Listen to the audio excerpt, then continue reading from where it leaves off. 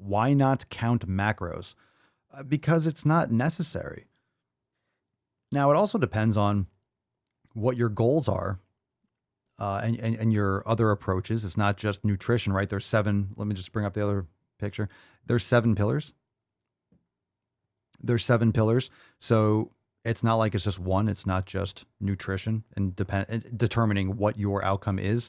So macros, I don't want to sit there with the fucking scale. You're not born with an app. You're not born with a calorie counter. If you're eating the right foods, if you're eating real foods, you don't have to count your calories. You're not going to have to count your calories or your macros.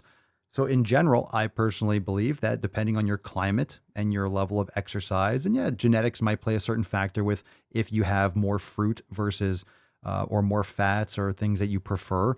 Your climate also matters, what's in season, what's available to you. And of course, finances and your access to certain foods might adjust your approach to nutrition, but it's really about the climate.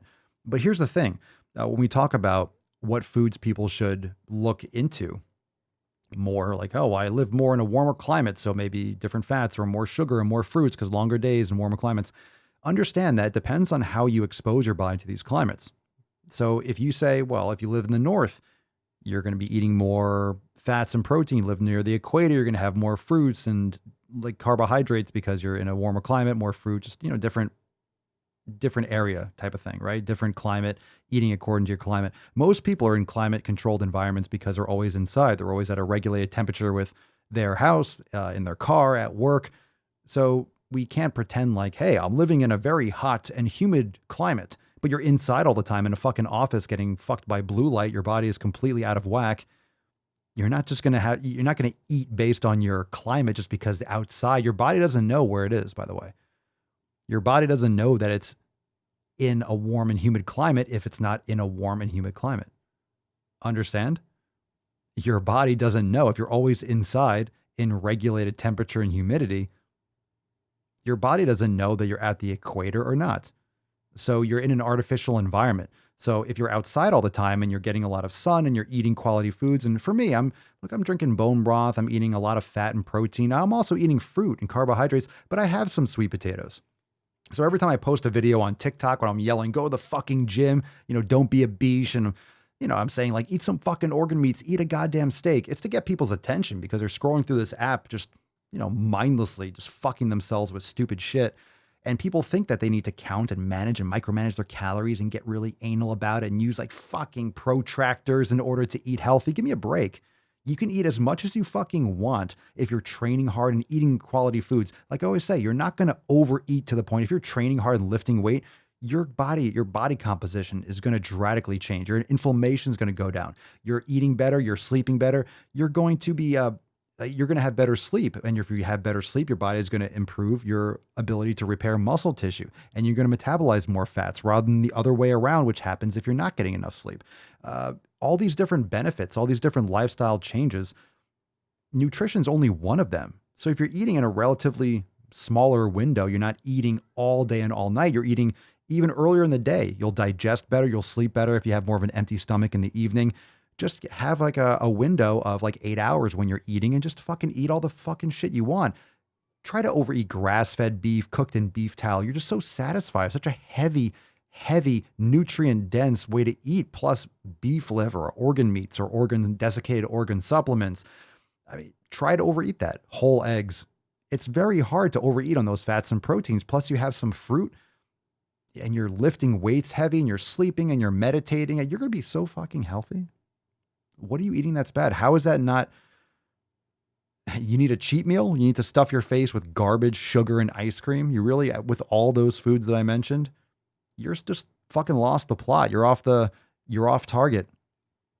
You've lost your connection with being a human being. And these are my opinions, and I don't care if you like them or not. It's just my observation. People are just completely The Matrix had it right. It had it right. People are just completely in this artificial world where just because you think, and I had this analogy and Mama Swole liked it, so I figured I'll share it with you. Just because you have variety, right? It comes with nutrition. Well, don't you want to mix it up and have all this variety? You need to eat all these different things? No, you don't. Why is variety automatically a good thing? Why is having access to all these different fucking foods have anything to do with whether or not we should be eating them? Just because they exist doesn't mean they should be going in your fucking mouth. And here's an example.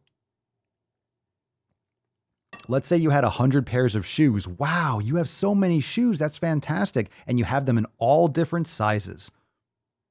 Most of them are useless because you wear a 10 or an 11 or a 5. So you have all this variety in footwear and you can't wear any of them. So what the fuck is the point? My point exactly. So variety isn't automatically good. And that's the delusion that having a colorful plate and all these different things, what does that have to do with whether or not that should be going in your body? It doesn't. One does not equal the other. One does not equal the other. Just because you're mixing it up doesn't mean it's good. Same thing with exercise. You can mix it up way too much. Your body has nothing to adapt to. If you're swimming on one day and then lifting heavy, and then you're powerlifting, and then you're running 10 miles, and you're doing a lot of body weight exercises, you're just doing shit and you're going to get hurt because you're overloading your body a lot in all these different mediums, and your body isn't able to adapt to any one of them. So it's not going to master these movements. It's not going to adapt properly to any one of these movements. And your tendons are just getting yanked and jerked around in different directions. So they tend to get inflamed and they tend not to be able to adapt fast enough. And then you end up just burning out. If you want to build muscle, you need to train to build muscle. Stop trying to be a long distance runner at the same fucking time. Stop trying to be an Olympic swimmer and try to get fucking yoked. It's like lift. You want to have a physique. If you want to have abs, you want to have a good physique and you want to work on, improve your mobility and build muscle, then fucking lift weights and do mobility work and focus on that shit. You don't have to run 30 fucking miles every couple days to get big and muscular. You don't want to do that. But how am I going to burn fat if I'm not doing cardio? If you're eating properly, guess what? My body is utilizing fat right now. You know why? Because I'm in an oxidative state. This energy substrates that my body will be using, I'm metabolizing fats right now. I'm not using a ton of calories right now because I am just sitting here, but the percentage is about 100% from fats.